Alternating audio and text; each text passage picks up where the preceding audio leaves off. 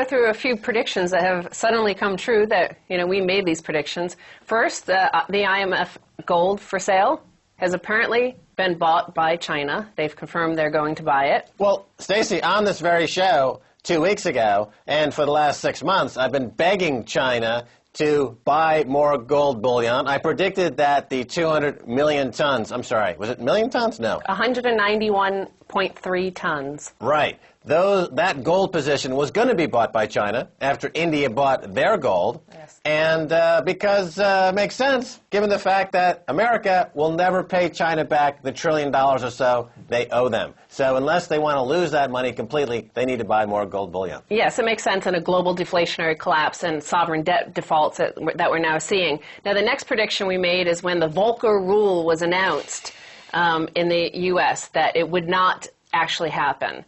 So here's the headline, overruled. Yes, Treasury quietly letting Volcker rule slip would have banned banks from hazardous trades. And now we said this would never happen because, in fact, according to the WTO Financial Services Agreement that the U.S. is signatory to, any country signed on to the WTO is not allowed to re-regulate their financial industry.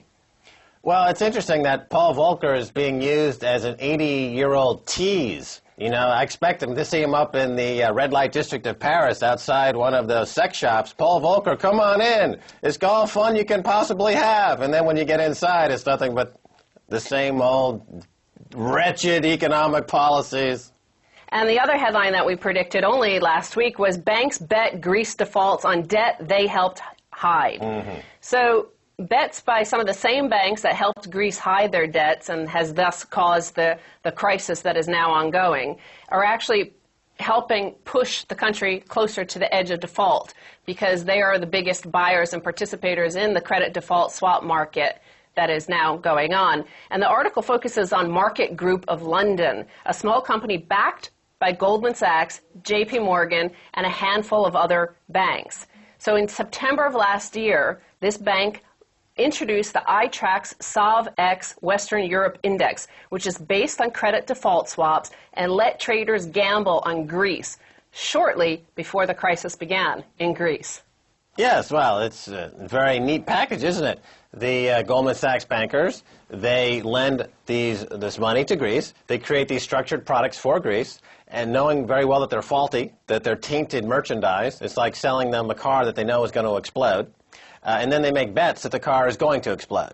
So there's no way they can possibly lose. That's not really a stock. That's not a stock market. That's a mafia model. That's kneecapping. Well, it's similar to what happened to AIG. AIG got caught into a loop of it became more and more expensive for them to issue debt because of these credit default swaps rising. They're talking about the fact that Greece is now caught in this spiral as well because the people who hold their bonds are more concerned now that they see the price rising that their own debt is going to default, so they don't want to buy any more. So it becomes a vicious circle. Oh, just a quick prediction now, since all of my predictions have been proven to be incredibly accurate. Within the next couple of months, you're going to see the introduction of box office futures contracts by Cantor Fitzgerald. I predict that within 18 months, these will explode in an unholy, ungodly mess of bubble economics. So, well, back to the financial crisis and the sovereign debt crisis happening. Everybody is focusing on Goldman, and Goldman has been in the news. Goldman Sachs has been in the news in the last few weeks because of their involvement in helping Greece hide their debt. Now, the headline reads, Goldman is unpopular because it brings envy, Corzine says. Now, take a look at this clip. We're so glad you're with us here in the studio, Governor, to talk about, among other things, Goldman Sachs. This is quickly becoming the most vilified financial brand in history. Why? Well, when you're successful, it brings envy and all of those other things that are fairly human. And then when you make an occasional mistake in public, mistakes in public, he later then refers to as being these credit default swaps that were sold to Greece. So he's calling them mistakes, and that anybody who is envious, anybody who complains about the profits that Goldman has made is just envious, which is the very classic use of the word in America to silence dissent against any banking fraud. Right. Well, Corzine comes out of the Goldman Sachs evil bastion of no good doers, the evil empire of... He's the former governor of New Jersey and Yeah. the former co-CEO of Goldman Sachs. Yeah, so they have that mentality of doing God's work, and so they don't ever see themselves as doing wrong. So this is what makes them, this is characteristic of terrorists, financial terrorists. They'll blow up Greece, they'll blow up the economy, they'll blow up workers and savings, but they think they're doing God's work. So Corzine is a financial terrorist. He does much more damage than Al-Qaeda has ever or will ever do. Goldman Sachs is much worse than Al-Qaeda, much, much worse. Well, regarding these credit default swaps that were used to mask the debt of Greece, here's a headline: Italy masked finances worse than Greece. Pangolas. So this is Theodoros Pangolas, who is the Deputy Prime Minister of Greece, and he was interviewed on the BBC in the last few days, and he said that that everybody was doing it. Italy did it worse than us, so people should go after them. And then he said, but by the way, you know, the Germans should stop complaining about it because they took away the Greek gold that was at the Bank of Greece. They took away the Greek money, and they never gave it back. So he's saying that the Nazis owe them money, and so that the Germans, quote, should not complain so much about stealing and not being very specific about economic dealings. Well, the Bundesbank does have a lot of gold. And, you know, the history of that acquisition is checkered, to say the least. But Greece, they are like kids now, going to the gold vigilantes and saying, well, you know, all the other countries cheated on their exams and the requirements necessary to join the euro. Why are you picking on us? Mom, Dad, are the gold vigilantes? Everybody's doing it. But, of course, the gold vigilantes, including China, are saying, ooh la, this price is going higher in the gold bullion market. But this, however, draws the next headline: Greek rescue in danger as Deputy Prime Minister attacks Nazi Germany. Now, the article points out that... Again with the Nazis? No, because of the story I just told you about, where the Deputy Prime Minister had complained about the Nazis. Okay. So this article is saying that it's now, they're saying that one banker said the situation has now become surreal. He said, because how can you call the Germans incompetent Nazis and still expect a bailout from them?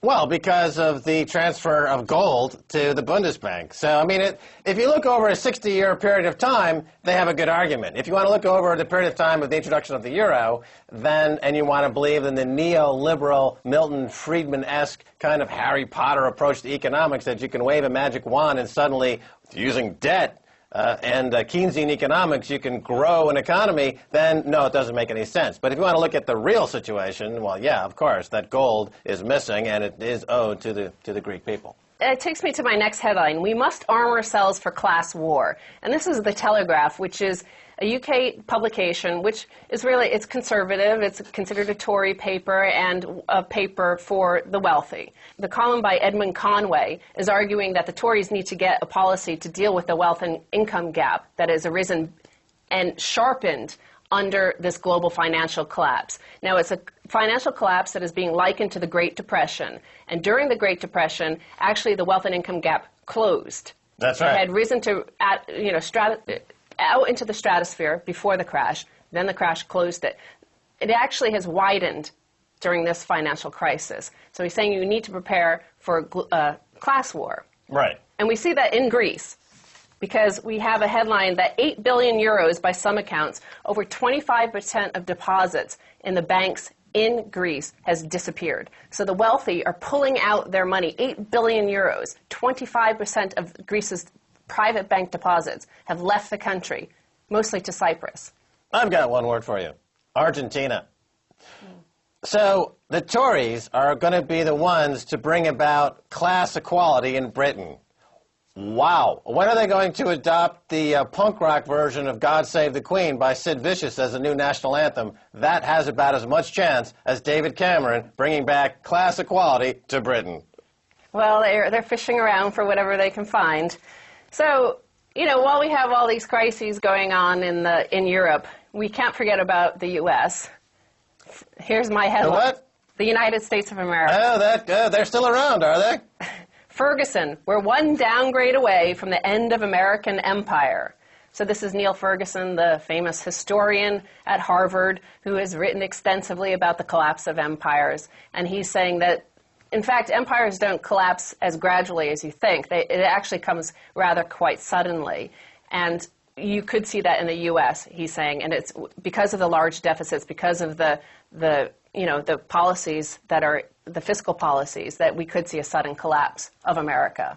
Well, I saw some news just in the last day that organizers are putting together a march on Washington of gun owners. I think they're calling it the Million Gun March. So it sounds like a recipe for volatility when you've got a million disenfranchised, disaffected, poor, starving Americans with guns marching to the White House. It doesn't sound like a picnic situation one might find on the old Ozzie and